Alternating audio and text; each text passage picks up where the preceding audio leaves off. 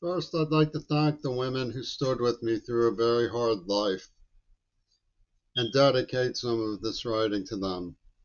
Despite the animosity, recriminations, and vulgar acts of hysterical violence against innocent people from the tawdry femmes of unscrupulous rivals in museum theft, knavery, and common sense.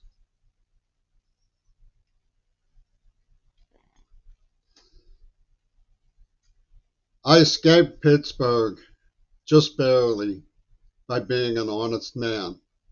They had it rigged to laugh in my face through the district attorney's office when I said, I just want my freedom of speech for now. He laughed, sometimes that'll do it. And when it was my turn to talk to the justice of the peace, he went up with a corruption rattled laugh and said, I'd like to speak up on behalf of my client, mocking the fact that I had been tortured by Zionists who called me a squirrel, taking out the IRE, they spelled it SQURL. They called me a goyim and queerbait. Obviously, they have a Siamese snake of some sort for a moral conscience that gnashes and lisps and rivals its own forked tongue for lies and face lies and cowardice in the city of Pittsburgh, obviously. What I would like to discuss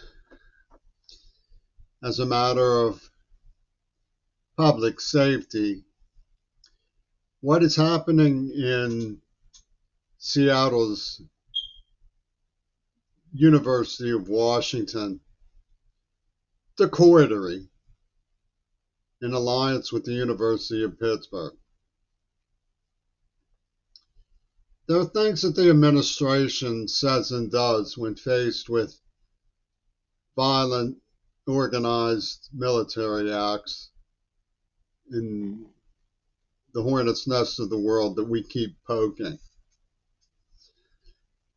Well, Netanyahu realizes that by being a brutal, psychotic monster, all of us are going to just want finally and effectively to bring the murder of children to a stop.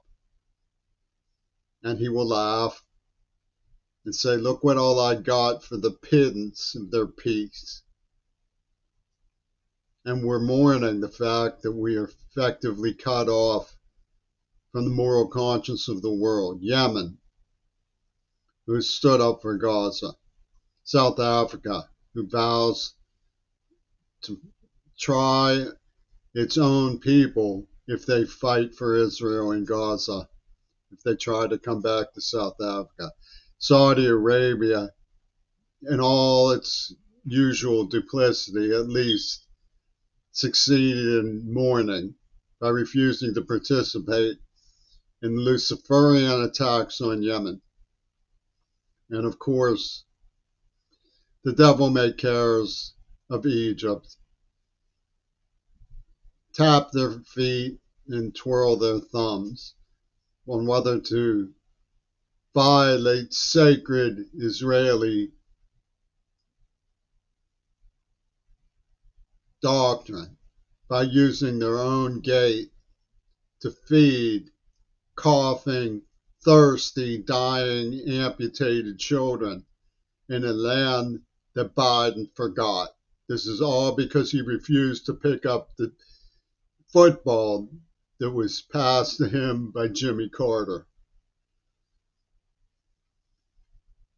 And we're seeing now the duplicity of the usual victims in the NAACP, sitting high and mighty on well-deserved gains as participants in the American project, wanting more than anything else The licky chops back scratch of standing for the good and the right. Let's look at carefully at what that really meant.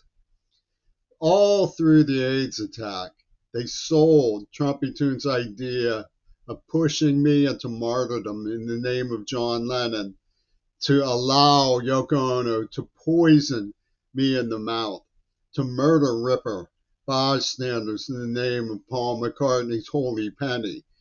There is, in fact, a network behind Robert Fripp's postcard, the Church of Bloomfield in the East Liberty District of Pittsburgh, and the poison crime that was endured by Mackenzie Shirella. There is.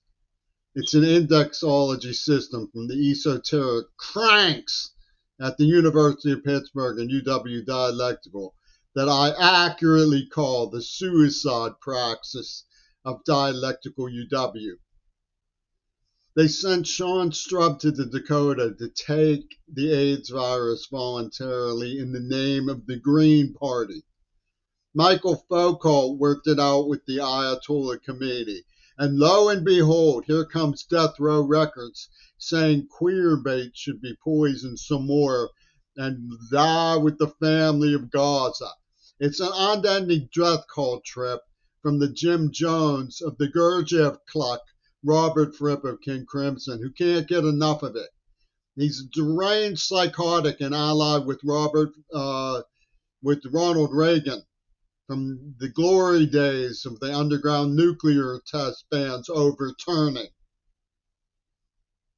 Now we're supposed to say, we believe Putin and Netanyahu are not talking. No, they went into a huff